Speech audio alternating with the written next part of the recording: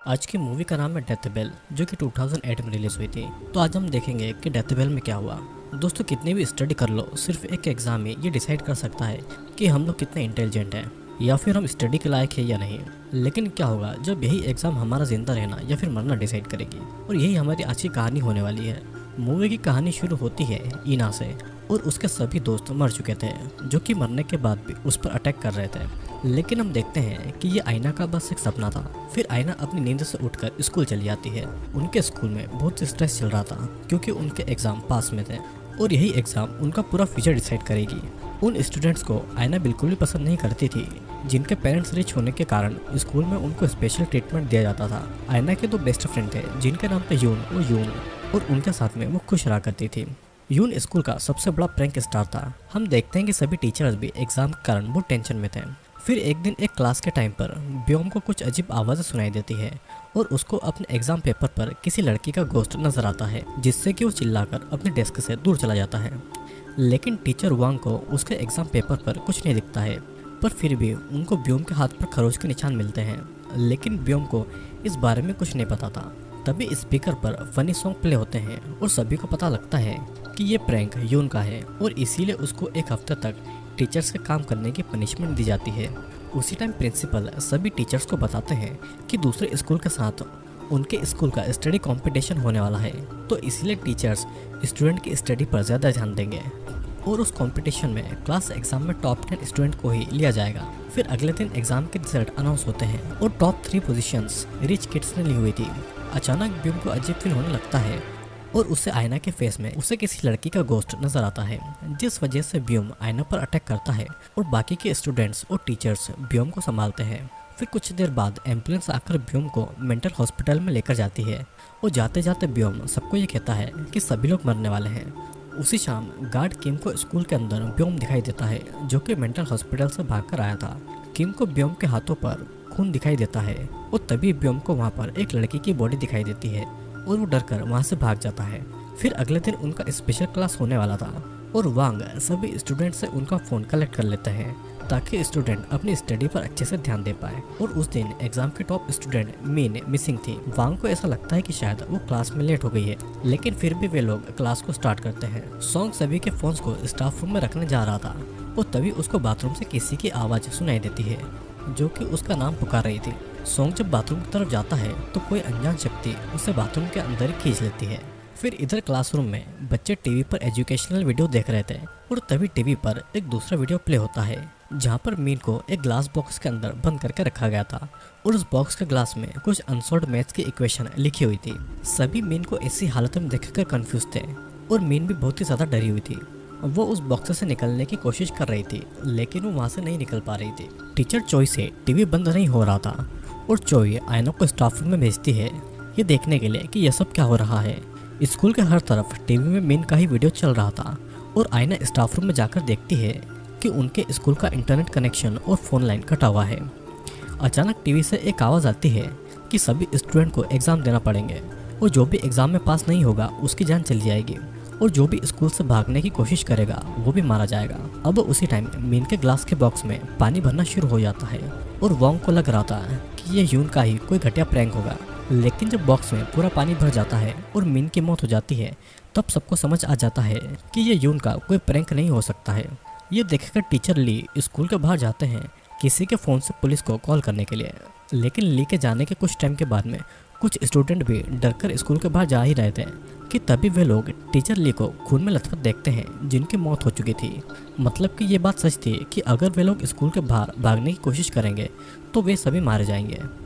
दूसरी तरफ ब्यून स्कूल के अंदर आ चुका था और उसे किसी की नोटबुक मिलती है और वो उस नोटबुक को देखने लगता है। इस तरफ फिर से टीवी पर एक और वीडियो प्ले होता है और इस बार सॉन्ग की जान खतरे में थी।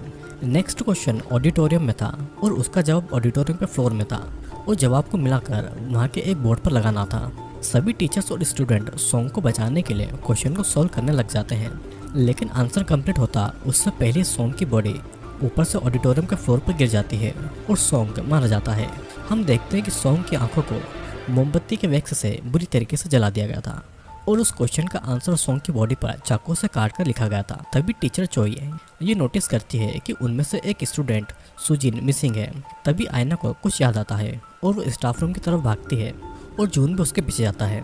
अब तक आयना ने ये फाइंड आउट कर लिया था जो कि स्टूडेंट को उनकी एग्जाम के रैंक के हिसाब से मार रहा है। मीन ने एग्जाम में टॉप किया था तो इसीलिए वो पहले मारी गई और सॉन्ग सेकंड पोजीशन में था और आयना खुद 5th पोजीशन में थी। दूसरी तरफ कुछ रिच किड्स बाकी कुछ स्टूडेंट से दूर छुपने का प्लान बनाते हैं ताकि अगर कोई खतरा आए तो उन पर पहले ना आए। टीचर से बाथरूम जाने की परमिशन लेकर वे सभी एक रूम में छुपने जाते हैं और उनको सीसीटीवी कैमरा में ब्यूम दिखाई देता है। यून और आयना ऑडिटोरियम में वापस आकर टीचर को स्टूडेंट रैंक के हिसाब से हो रही मौतों के बारे में बताते हैं और रैंक के हिसाब से जियोन नेक्स्ट टारगेट थी। इसीलिए स्टूडेंट्स 2 ग्रुप में बढ़ जाते हैं और वे सुआ को ढूंढने लगते हैं। एक ग्रुप को टीचर चोई गाइड कर रही थी और दूसरे ग्रुप को टीचर वांग गाइड कर रहे थे और इसी तरह रात हो जाती है और जियो अभी तक किसी को भी नहीं मिलती है।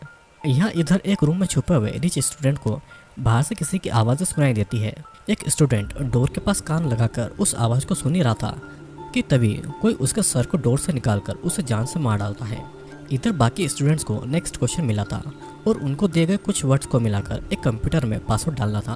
तभी उनको एक दूसरे फ्लोर से छुपे हुए रिच स्टूडेंट के चिल्लाने की आवाज़ सुनाई देती है।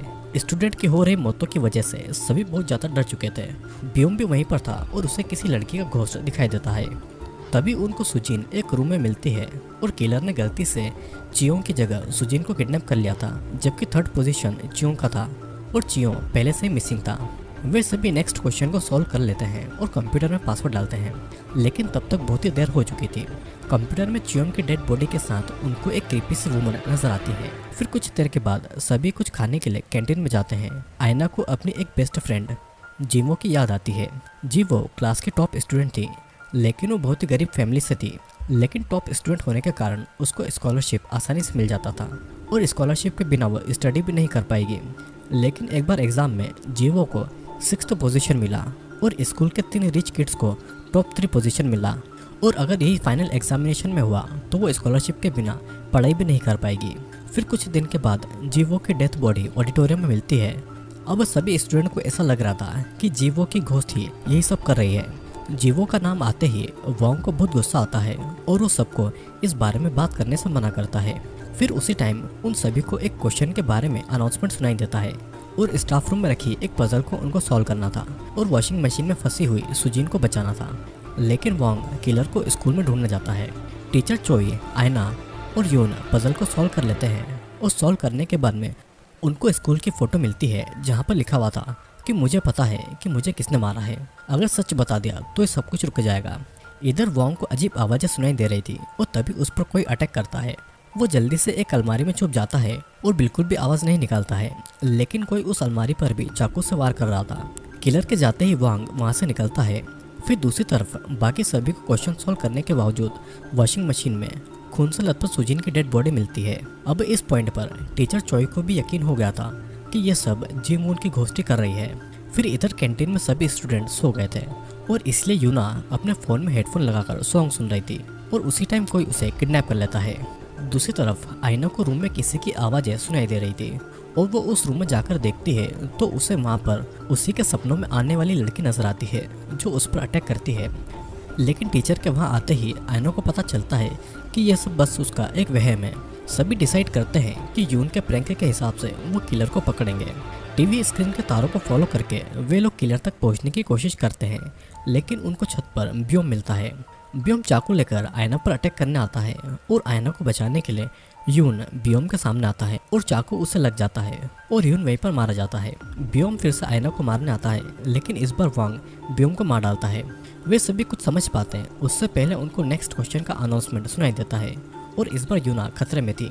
यूना एक रूम में बंदी हुई थी और उसको उल्टा लटका कर रखा गया था।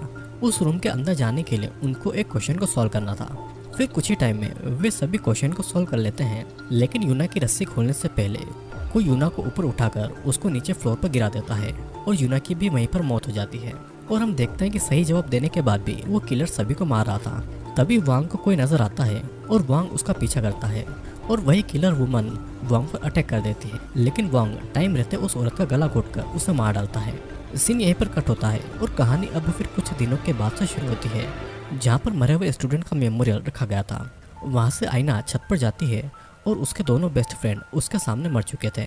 छत पर आयना को वही नोटबुक मिलती है जो कि जीवून की थी और वहाँ पर उनकी एक फैमिली पिक्चर भी थी। फैमिली पिक्चर से हमें पता लगता है कि किलर वुमन जीवू की माँ और स्कूल का गार्ड किम जो कि जीवू का फादर था। और फिर उसी टाइम किम आयना को किडनैप कर लेता है।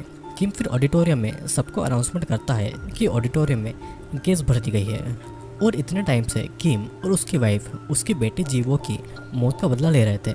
फिर किम जीवो की मर्डर का वीडियो प्ले करता है और तब सबको पता लगता है कि जीवो को टीचर वांग ने मारा था। असल में वांग को रिच पेरेंट्स ने पैसे दिए थे ताकि वे उनके बच्चों को टॉप रैंक दें और इसी वजह से जी वोंग फर्स्ट से 6th पोजीशन पर आ गई थी। जी वोन इस बारे में प्रिंसिपल को बताती उससे पहले ही वांग जीवून का गला घोटकर उसे मार देता है। ब्यूम ने यहाँ पर मर्डर होते हुए देखा था, लेकिन फिर भी उसने जीवून की मदद नहीं की थी और ना ही मर्डर के बारे में किसी को बताया था, तो इसीलिए ब्यूम को भी सजा दी गई। सच सामने आने के बाद में वांग एक कुल्हाड़ी लेकर उसके पास लोगों को आने से रोकता है, लेकिन किम वहाँ पर आकर वांग को मार डालता है और आयना को बचा लिया जाता है। अपनी बेटी का बदला लेने के लिए किम ने पहले के स्कूल गार्ड को मार डाला था और उसकी जगह उसने खुद जॉब ले ली थी और अपनी वाइफ के साथ उसने इस प्लान को बनाया था ताकि वो अपनी बेटी जीवून के मर्डर का बदला ले सके। कहानी फिर एंट्रेंस एग्जाम के रिजल्ट की तरफ आती है जहाँ पर आयना ने टॉप किया था और यहाँ पर हम जान पाते हैं आयना को जीवून ने बहुत पहले ही पजेस कर लिया था। अब आयना के जरिए जीवू अपने टॉपर बनने का सपना पूरा करेगी और इसी के साथ में ये मूवी यहीं पर खत्म होती है। दोस्तों ये कहानी जीवू की थी जो कि अगर टॉप नहीं करेगी तो उसे स्कॉलरशिप नहीं मिलेगी और वो आगे स्टडी नहीं कर पाएगी क्योंकि वो बहुत ही ज़्यादा गरीब थी। लेकिन यहाँ पर भी अमीर लोगों ने पैसे देकर अपने बच्चों को टॉप रैंक दिलवाई और ऐसे जीवू का करियर खतरे में आ गया। सच छुपाने के लिए वांग ने जीवू को मार दिया और ब्यूम ने ये सब होते हुए देखा, लेकिन वो चुप रहा और इसीलिए जीवू की घोस्ट ने उसे सजा दी। मर्डर का वीडियो जीवू के फ़ोन में सेव हो गया था जिससे कि उसके पेरेंट को सच पता चल गया था और उन्होंने अपनी बेटी की मौत का बदला लिया ताकि रिच पेरेंट्स को अपने बच्चे को खोने का दर्द पता चले और वांग को भी सजा मिली। जीवू की घोस्ट ने बहुत पहले ही आयना को पजेस कर लिया था ताकि आयना के जरिए वो अपने स्टडी के सपने को पूरा कर सके। तो दोस्तों कैसा लगा आपको डेथबेल मूवी का एक्सप्लेनेशन? वीडियो पसंद आया तो वीडियो को लाइक करना और नीचे कमेंट करके मुझे ज़रूर बताना कि आपको मेरे द्वारा एक्सप्लेन किए गए वीडियोस कैसे लगते हैं। तो अब मैं आपसे मिलूंगा अगले वीडियो में।